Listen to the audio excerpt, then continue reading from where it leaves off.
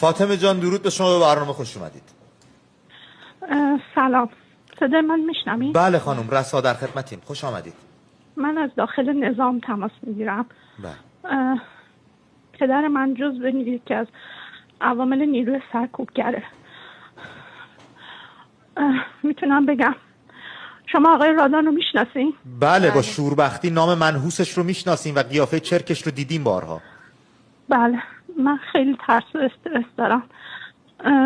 میتونم بگم هم سطح جنایتکار رادان هست پدر من. من فقط میخوام یه چیزی رو بگم جان. به مردم ایران، به این سرکوبگرا حواستون باشه. این فرمانده هاتون ساک و چمدوناشون رو بستن. برای من که دخترش هستم، برای مادرم، برای تمام اعضای خانوادمون پاسپورت های جعلی درست کردن با اسم مشخصات جعلی که ما رو فراری بدن به خارج. پدر من چمدون دلار تو خونه قایم کرده. مدام با تلفنش منو بگین بیام دادگاه لاهه.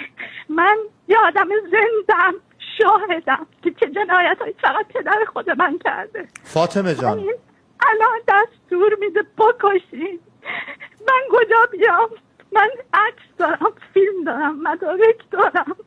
ما اینا نیستیم. من سر جنبش محض رفتم، منو گرفتن با 3 از دوستان، ولی منو شناختن. پدرم اومد منو آزاد کرد.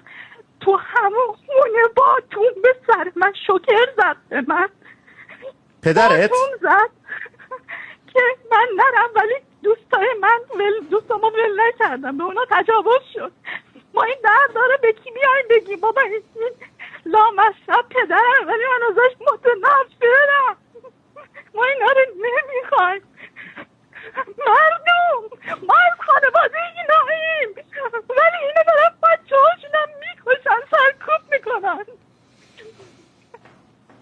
این دست باتون دادن، شکر برقی دادن، توفنگ دادن که ببین همشهریاتو بکشی.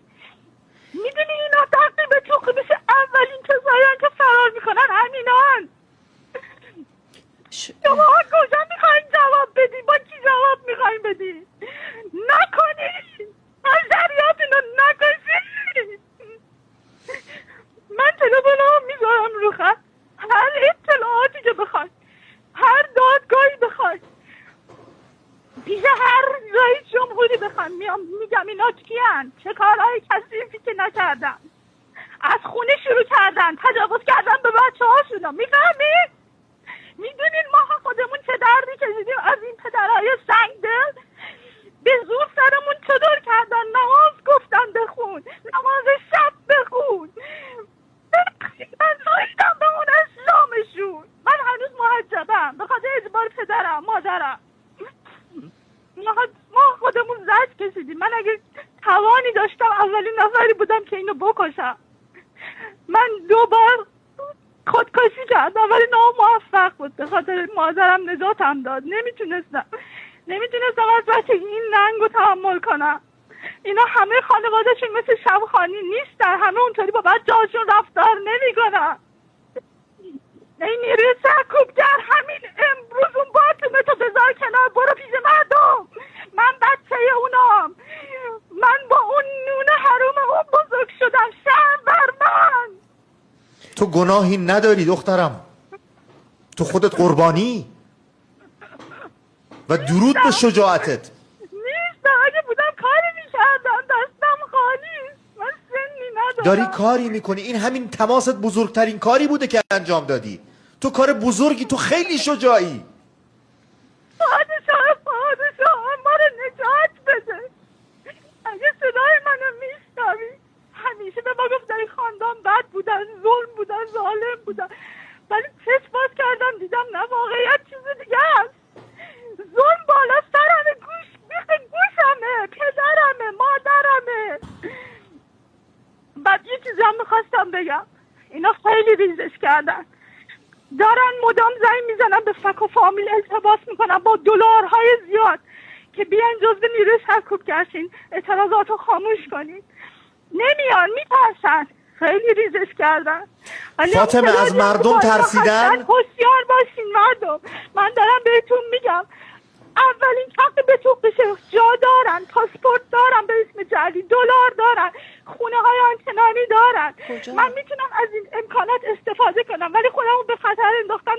بهتون میگم بذارین کنار، دستتون رو بیشتر از این به خون آلوده نکنی.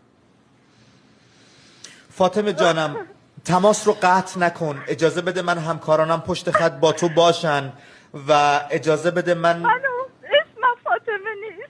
الان هیچی نمیخواد بگی، الان هیچی نمیخواد بگی فاطمه. فاطمه سپهری گوهر عشقیم، من مهسا امیدیم، من نیکام.